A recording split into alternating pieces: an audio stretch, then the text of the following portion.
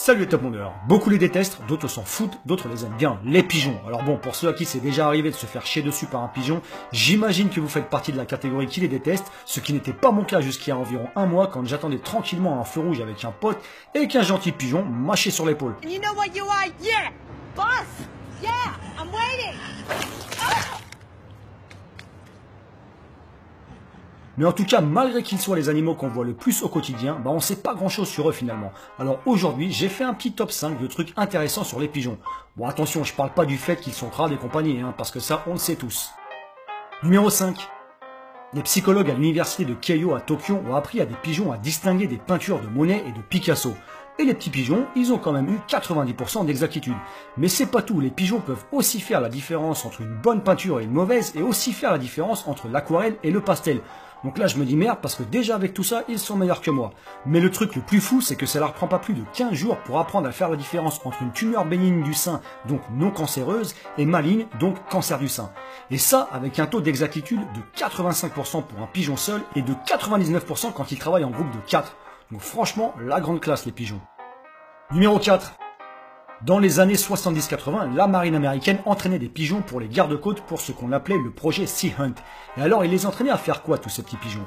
En fait, il les entraînait à repérer les débris et les gilets de sauvetage qui flottaient en mer pour aider les gardes-côtes dans les opérations de sauvetage.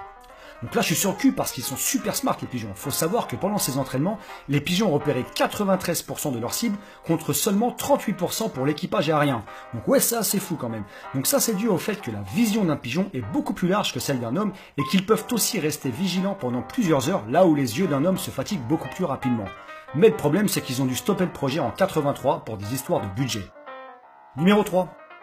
Alors comme on l'a vu dans le numéro 4, les pigeons sont de très bons soldats, mais c'est pas tout, ils sont aussi de très bons messagers, et d'ailleurs la dernière guerre en date dans laquelle on les utilisait en tant que tels, c'était pendant la guerre de Corée de 1950 à 1953. Mais d'autres pays ont voulu aller plus loin avec les pigeons en les faisant carrément bosser comme espions. Et ouais, pendant la première guerre mondiale, l'allemand Julius Le Bronner avait conçu un mini appareil photo automatique qui pouvait être accroché au cou des pigeons. Mais bon, cette idée n'est jamais sortie de la phase expérimentale. Par contre, dans les années 70, la CIA a accroché des appareils photo aux pigeons pour espionner des ennemis, mais on ne sait toujours pas quel genre de photo ils prenaient parce que ce dossier est encore aujourd'hui classé top secret. Numéro 2. Les pigeons dealers. Alors je les ai appelés comme ça parce que ces derniers temps, ils sont vachement utilisés dans les prisons, surtout en Bosnie et au Costa Rica, pour transporter la drogue. Et ouais, parce que les pigeons peuvent transporter pour environ 10% de leur poids, ce qui équivaut à environ 30 à 50 grammes de drogue. Mais ils font pas que dans la drogue les pigeons, ouais, ils rigolent pas, ils font aussi en Afrique du Sud dans la contrebande de diamants. Et d'ailleurs, ils niquent tellement le business des sociétés d'extraction de diamants là-bas que certains des propriétaires de ces sociétés ont menacé de buter tous les pigeons qu'ils verraient à une certaine distance de leur mine. Et ouais, des vrais mafieux ces pigeons. Numéro 1. Alors quand je disais que les pigeons c'était quand même de sacrés soldats, là on va voir que la façon qu'ils ont de se déplacer en groupe est presque digne d'une grande armée. Alors déjà, d'une, ils sont des centaines à voyager ensemble, mais surtout il y a en fait une hiérarchie dans leur positionnement au sein du groupe. Donc des chercheurs à l'aide de trackers GPS ont analysé leurs mouvements et ont remarqué que les pigeons avaient un système de vote. Et carrément, ils ont analysé que les votes des pigeons qui étaient situés à l'avant du troupeau avaient plus de poids que ceux de derrière. Bon, même si les plus modestes avaient quand même une certaine influence. Et comment, en général, ils décident de quel pigeon sera à l'avant de la troupe?